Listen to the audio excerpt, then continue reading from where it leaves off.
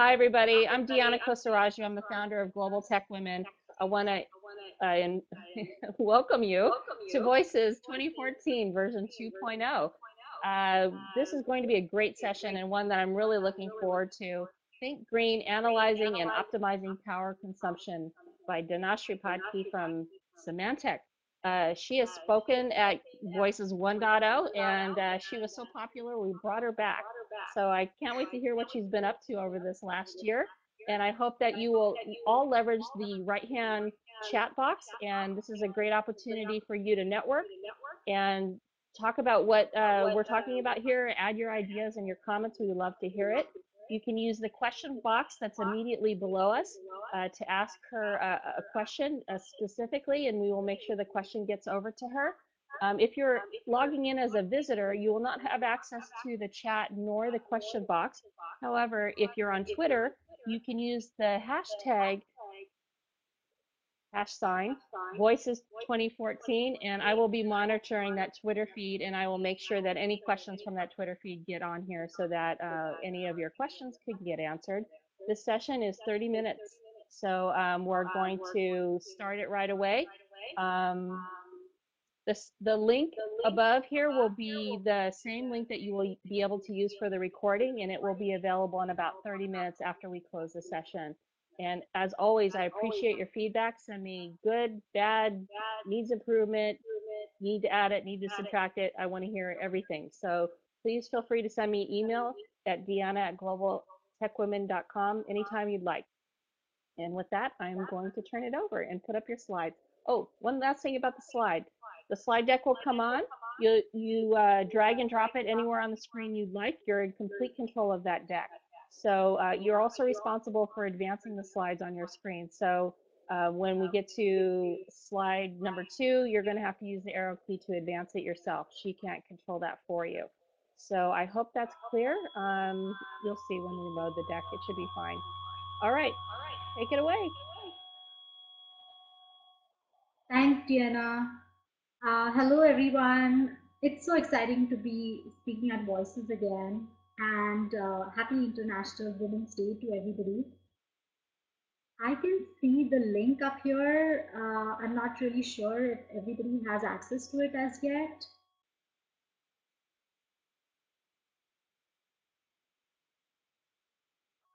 I can see some familiar faces out there. Thanks so much for joining. People from Symantec, hello, shout out to them.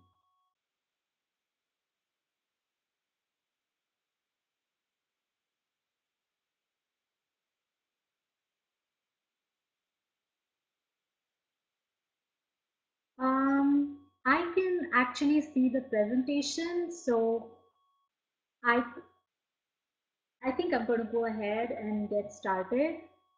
So today I'm going to talk about Think Green, analyzing and optimizing power consumption. Working with Symantec has given me this opportunity to actually explore, learn more about green technologies, and I'm really passionate about them.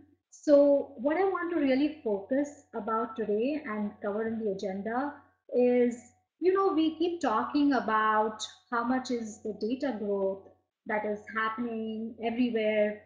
It's exponential, it's staggering.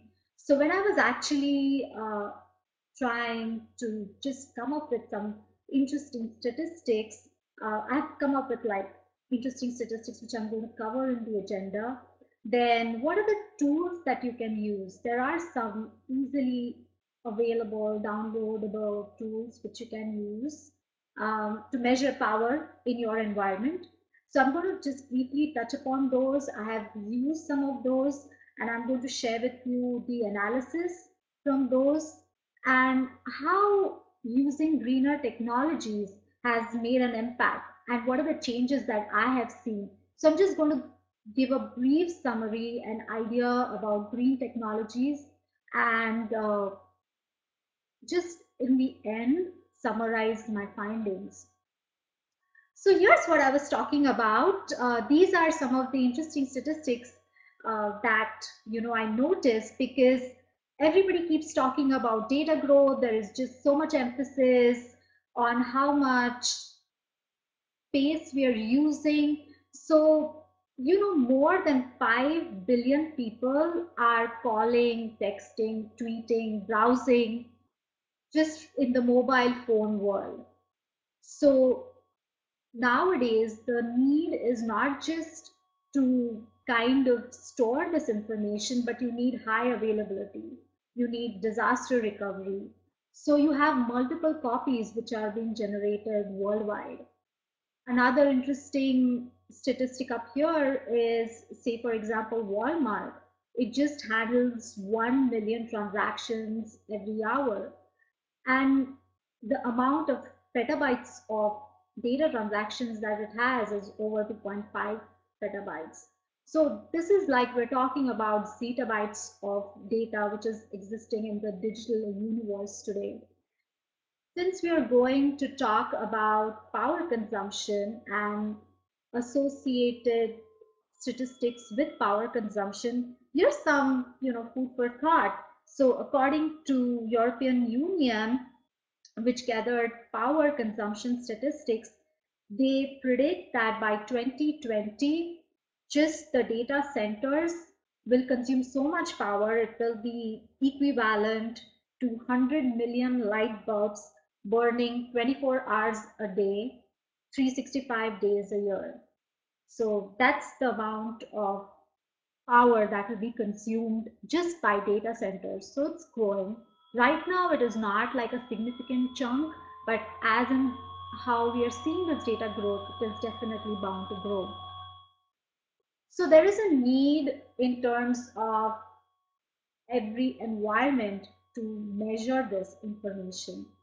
How are we going to measure and use this information for further analysis so that we make better business decisions, infrastructure decisions, even better design decisions? Because one of the tools that I'm going to cover will also granularity of it is that it will give you information about an application based power consumption, which I thought was extremely interesting. So you can go back and look at every application and see how you can redesign it, maybe reduce the number of instructions, maybe reduce the, you know, just redesign, look at the infrastructure perspective, and that will kind of lead to improvement, incorporate green technologies within your environment. So this is like an ongoing cycle, and some of the tools that I'm going to cover today is based with power management, our joule meter.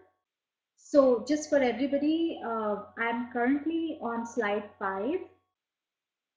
So the power management tools that I'm actually going to cover today, which I have used, are Joule Meter. This is a Microsoft Research Labs tool. It can be easily downloaded and you can play along with it. Another interesting tool that I explored a while back was Jolex Energy Manager, which is now taken over by Cisco, and Cisco is like incorporating this. Then, of course, you have the IMI standard. So you have a host of IMI tools that can be used for, especially for appliances. Like if you have a storage appliance, it can be incorporated inbuilt, and you can use data from this to kind of have power readings. And there are a bunch of other tools. There's PowerTop, it's a Linux-based tool, but I'm not really going to cover all of them today. I'm going to focus on JoulMeter, JoulX, and IPMI tools. So what is JoulMeter? It is a Windows tool. It estimates energy usage for a VM, server, and application. So it gives you a good granularity. It gives you actually components and the power consumed by each component. For example, it will give you information about CPU, memory, storage, and what I was talking about earlier, that it is going to give you information about applications, which I found really useful because there are a bunch of applications which you're running and you can like go and revisit them and see how you can redesign them in better fashion. So it's essentially like a computational energy measurement tool. And There are a number of hardware tools out there also available. So you can just plug it into a server. There's something called as WhatsApp Pro Energy Meter. So it can give you the energy which is consumed by the entire server. But what I found really interesting in Joule Meter was that it gives you usage per VM. So external tools do not have that knowledge. It is not going to give you information based on a VM or server, but Joule Meter can do that for you. So here's a snapshot of Joule Meter running in my environment. So as you can see, it gives information, the power usage information. So it drills it down to CPU, monitor. So the benefit of this is you can also know how a particular hardware performs. So you can make better infrastructure decisions. You can also store this information so you can sort of go back to it and have power readings. And I'm going to also give you a live example of where I have used it for a backup job. So what I've done is I have taken information from live data and analyzed it. So we'll come back to it once we go through all the tools that I wanted to cover. So this is about Joule Meter. So let's talk about Joule Energy Manager. So Joule Energy Manager can again, the interesting thing and one of the differences here is it is agentless. It is SNMP controlled, and it also has integrated lights out. So you have something called as Wacom lamps, which is these days a standard. You can turn up and turn on devices, turn off devices which are not being used. So this is kind of something which is already inbuilt into this tool. And you can monitor up to 5,000, 50,000 devices. So you have comprehensive data which can be collected at the end of it. And it is web driven. So again, it is easy to use, easy to incorporate. It is going to manage energy usage of all network IP connected devices. It also gives a bunch of really fancy graphs, um, which are, I thought, very useful. So you don't really have to draw them yourselves. It's all incorporated in build. So that's the Jolex Energy Manager. And IPMI tools. So IPMI is Internet Intelligent Platform Management Interface. So this is a standard computer system interface which is used by system administrators for out of band management of computer systems and monitoring of their operations. So there are a number of the functionality for IPMI is like vast. So it can help you monitor, manage voltage, temperature. So a number of sensors, it kind of gathers data from all these sensors. So it gives you information about power supplies, hardware inventory. So there is a lot of information that can be collected via IPMI tools as well. Um, Now I'm on slide 11, and so these were the tools that we talked about, which are easily available. Of course, they have their limitations. So you can just use them as like a baseline just to get some idea about power consumption in your environment. But it's a good baseline, and you can kind of use it for basic analysis. More intensive analysis can be done once you can use some APIs within your application and gather this information.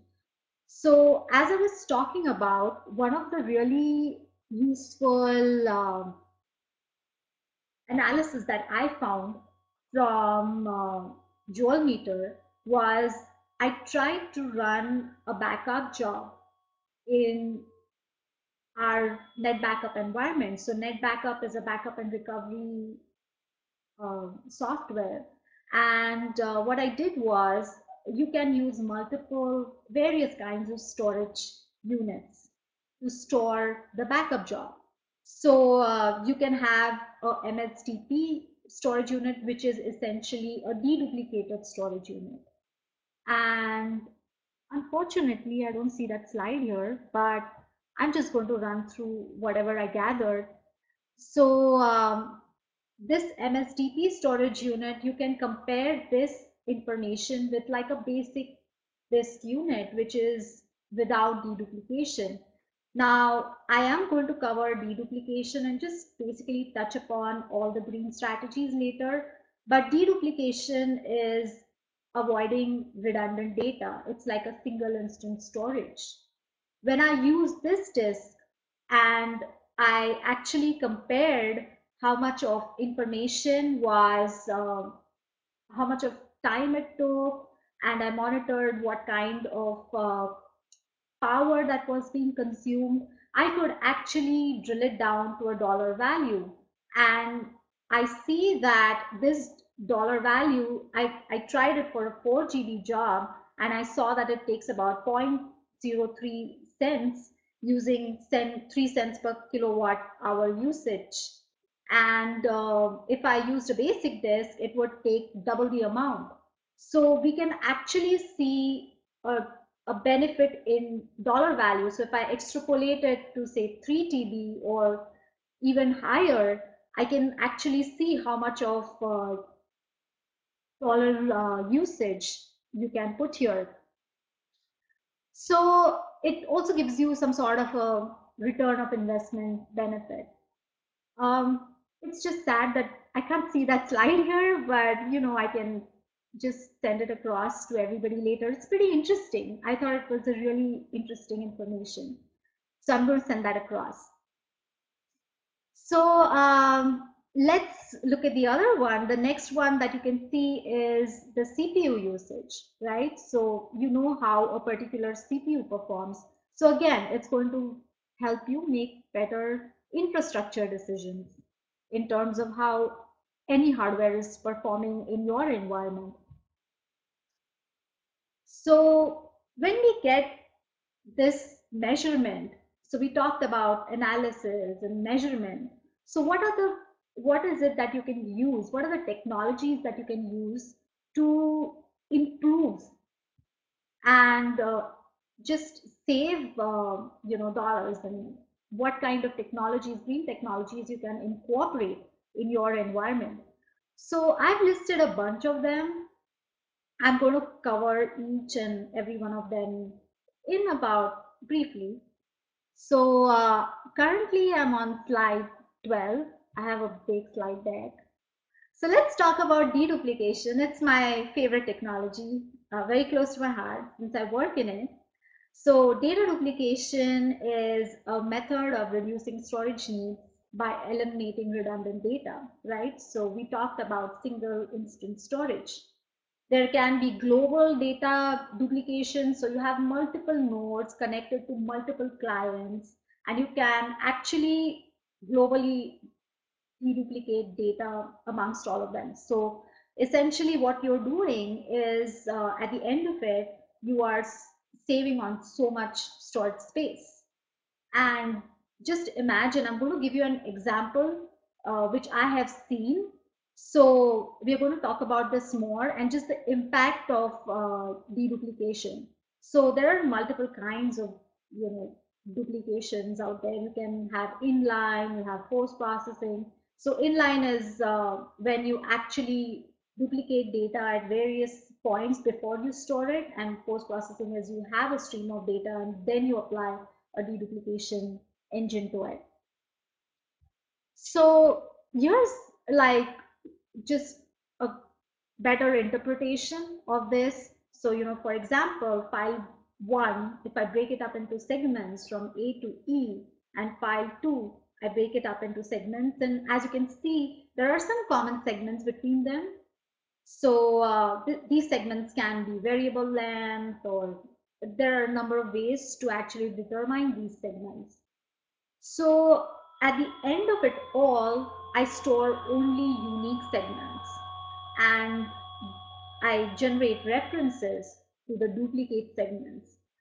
So essentially, it's going to help me from storing multiple segments, multiple duplicated, the same segments. So here's an example, and I actually noticed this because when I was doing this presentation is about 2 MB in size, and I had a lot of revisions. So I stored each revision, came up to about 20 MB, reviewed, got a review from some people, had a full backup because I keep backing up my data. And when I actually put it on the DR side, so by the end of it, a 2 MB presentation in 1 year ended up being 18720 MB. But if I had deduplication in my environment and I'm smart, I would actually have at the end of it just 11.2 MB. So just wanted to emphasize with a live example, how much of storage you can save. Virtualization, I know a lot of us have used it. It just enables multiple heterogeneous operating systems to run simultaneously on the same physical hardware. So by the end of it, what happens is you don't underutilize a server, because underutilized servers would mean that much of extra servers running and more power consumption. So that would be like wasting substantial amount of processing power. So virtualization is a technology which helps us overcome that. I'm going to run through this because I think that I'm running out of time. So as I mentioned, virtualization, you can have multiple heterogeneous systems. It has its own challenges. You have it sometimes ends up in server sprawl. So you just, because you have it, you kind of end up using more and more of it. And it has, application and data availability is also a little tricky here, because one server goes down, it hosts a number of VMs. So it has its challenges. Storage tiering is, again, it's been around for a really long time. So what you can do is, it's essentially a technique of assignment of different categories of data to different types of storage media. So you can actually change the number of categories. You can have various ways in which you need to categorize it. So storage tiering, it can be volume based or it can be dynamic. So volume based is essentially, it's predetermined. It goes to a particular, you classify particular data, it goes to a particular kind of storage, whereas dynamic tiering is runtime, it kind of decides later on. The usefulness of this in terms of power consumption is you can use lower power consuming disks depending on the classification of data. So for data which you kind of use all the time and you need high availability, you can use disks which are going to have more power consumption. So when I think about it in that terms, I think this can be classified as a green technology. Of course, cloud computing, use it as and when you need it. You have PaaS and SaaS and infrastructure as a service. So obviously you don't have servers running all the time. It's as and when needed. Data archival, again, a technology which has been around for a really long time. This is one of the important differences here, is that you should not confuse data archival with data backups, because backups is when you have copies of data, whereas archival is, you need to protect older data. It could be for a number of reasons. It could be legal, it could be, they're just very important regulatory compliances. So what you can do is you can identify this older data, put it on a storage which does not need to be powered on all the time. So data archival is another sort of strategy that you can deploy. So a lot of it depends on, data archival has its own mechanism. You can apply indexes, and uh, the way you archive data is different. So quickly, just to summarize, I just wanted to touch upon what are the tools which are available there. How can you analyze power consumption? You can actually drill it down to a value. What are the various tools that can be used?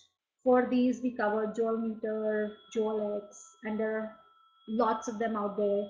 And the green strategies that you can deploy and actually see a difference in terms of power measurement once you deploy them using all the tools above and also improve your applications. So I guess that's about it. Thank you very much for attending. Thank you, Diana. Love talking at Voices. And if you have any questions, feel free to write to me at dhanashri.phadke@gmail.com. Yes, and you're on Facebook and you're everywhere. So all you have to do is type her name in and you can see about 6 different ways that you can get a hold of her. So great talk. Um, really great talk. It's really nice to see, what you're working on, and I think it's going to make a huge difference in green technology and the future of computing. So thank you so much. Thank you. All right, so this is a wrap for this session. I hope you will all join us over at the Women Can Negotiate so that we can negotiate our next raise, our next boyfriend, our next girlfriend, whatever it is we're going to be negotiating. I think we know somebody who's going to be able to help us with that. So with that, I'll see you at the next session. Thank you, everybody.